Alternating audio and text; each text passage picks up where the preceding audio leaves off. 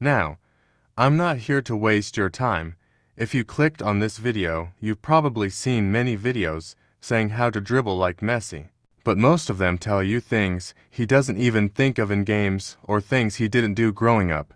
And they don't see what made him this good from the start. Many people see Messi in the gym, or doing cone drills, or things that he does as a professional, and they think that's what they have to do to go pro. But the best way to go pro is reverse engineering. Looking at what they did to go pro in their early ages, the best in the world would be playing on the streets for hours every day, plus they would do a lot of individual training like unrestricted dribbling, juggling, freestyle, and practicing skills. And when they weren't playing football, they would be watching football. Enough talking, let's get into the video. 1. Play futsal like 6v6s, 5v5s, 4v4s, 3v3s to v to s, and 1v1s. There is no excuses to not doing this. This is where you build raw football talent and become instinct-driven, facial-driven. Develop game IQ, get better reactions, get better first touch, get better finishing, get better control, get better close control dribbling. Playing against live opponents is the best and quickest way to develop all your basics and essentials. And people who play small-sided games get ahead because so many footballers are trying so hard to find a way to become instinct-driven and spend countless hours searching and trying to train it, when small-sided games is literally the quickest route to become instinct-driven. Don't get me wrong, you can train to get into the flow state, but that can take time and be challenging. While small-sided games improves every aspect of your game and is 60% of how Messi got to his level. So go to a local futsal center, park, or anything where you can be playing in a small area and call some friends up and play real ball. 2. Become instinct-driven and get into the flow state. Messi himself said he does not think, which you could tell of Messi pre-planned skills or was thinking during matches, then he wouldn't have scored those crazy solo goals and half of his dribbles would have tackled by the defender. It's not just Messi who said he is instinct-driven. Hazard, Henry, Robinho, Mahrez, Ronaldinho have all said they play by instinct, and every other elite footballer plays by instinct. Now, as to actually becoming instinct-driven, I have already said you need to play small-sided games, and while that is the best way, there are a couple more ways. And that is 1. Do free flow dribbling every day for 20 minutes minimum. Get on a full-size pitch, imagine defenders coming at you and do whatever comes to mind to avoid the tackle. Then once you get past that defender, imagine a jockeying defender. Dribble at him, step over, exit, and beat him. But now, as you beat that defender, another defender is coming from the side full pace. Drop a body feint and do a la croqueta to avoid the tackle and go against the defender. And now there is one more defender in the box. Cut inside, fake shot, and nutmeg the keeper and score. Now, of course, you don't have to do exactly what I just said, but I'm just giving you an example of what free flow dribbling is. Repeat that cycle until you get tired. Have a rest and do it again, and then stop at 20 minutes minimum. Free flow dribbling to what Messi did for hours every day apart from playing small-sided games. And the second way of getting into the flow state is by visualization. See, you can play all the small-sided games and do all the unrestricted dribbling you want. But if your mind is distracted by other things in game time, then you will not be able to get onto the flow state, even if it's not about football, because having thoughts in your head while playing stops your brain from turning on flow mode, which kills performance, and this is due to fake cheat dopamine. When you scroll on social media and find something that gets you happy, excited, or gets you to laugh, your brain memorizes it and will think about it many times throughout a day.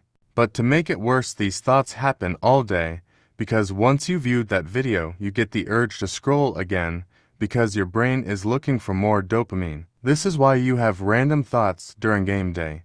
And the way to fix this is to only use social media for beneficial purposes, and never using it on match day, or 90 minutes before bed, or even at night. Never go straight on your phone after you wake up.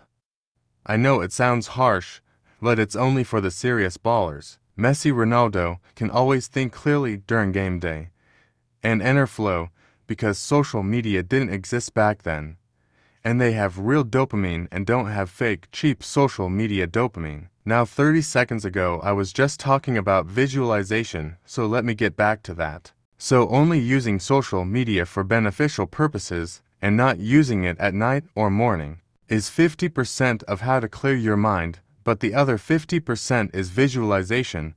What makes visualization even better is that even if you don't go on social media, visualization can give confidence and actually make you go into the flow rather than just clearing your brain out. So visualize every day for 10 to 30 minutes and make sure to do it before a game. So here are the 3 ways to become instinct-driven and get into the flow state. But make sure you're focusing and taking notes on what I'm saying. The big problem with most footballers in this era is that when they watch a valuable video, they don't take notes, which causes them to forget everything and stay stuck on the same spot. So, if you haven't already, get a notepad, go to the start of the video and take notes. 3. Trains your fascia. Now you're probably thinking, why would we be hopping up and down and do random fascia drills if Messi never did that? Well, that's because the sad reality is that this football era has came too late to find out the important things to actually get better.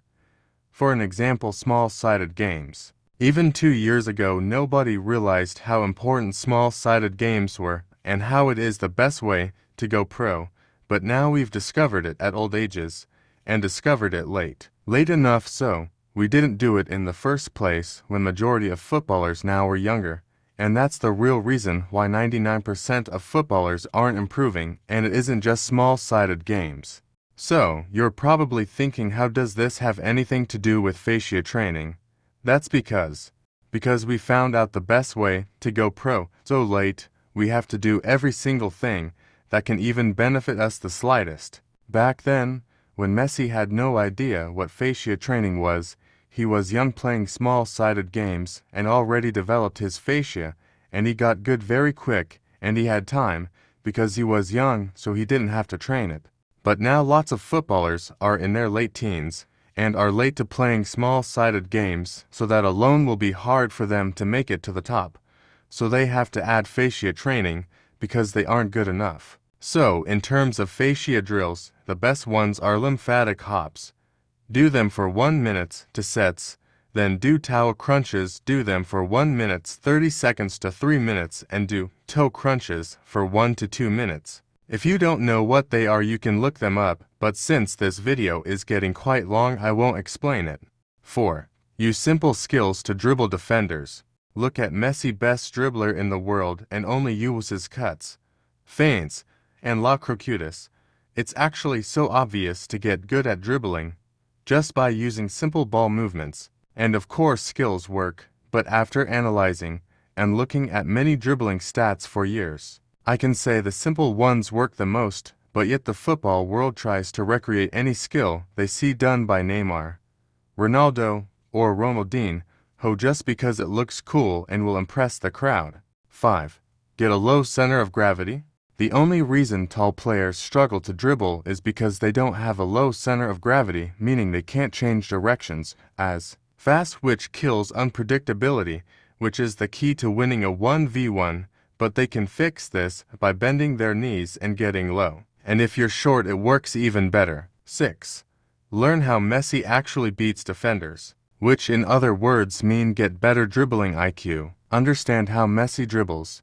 He doesn't just do any skill, he wants to know. He doesn't the correct skill in the correct situation, which he does by instinct, and when he's in a hard situation where he can't use his main 3 skills, a body feint, cuts, and a la croqueta, then he creates situations himself to make it easier for him to dribble.